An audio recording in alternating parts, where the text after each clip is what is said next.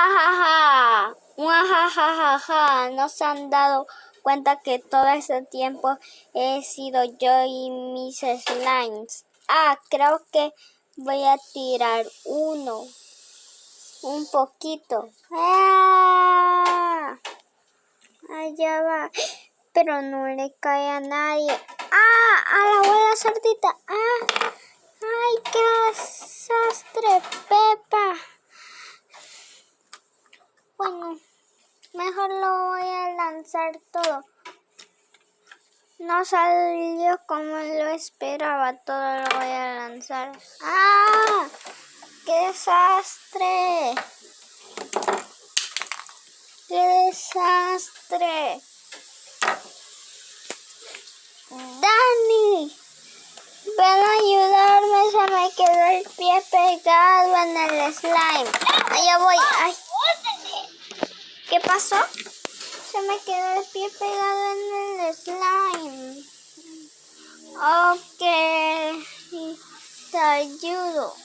Ay. Pero recolectemos todo este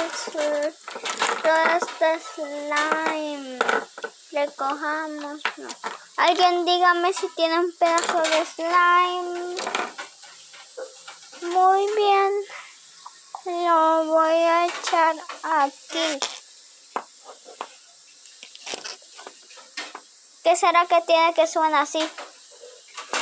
Ya no suena. Pero bueno, pero bien. Pepa, veamos quién está detrás de todo esto porque está muy raro que el slime caiga del cielo y además que tenga brillos. Sí, está súper rarísimo. Ya sé quién está detrás de todo esto. Parece que es él.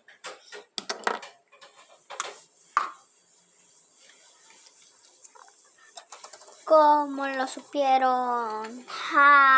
Rodeados de slime. Pero no es tan difícil como crees. No es tan difícil como crees, pero ayuda.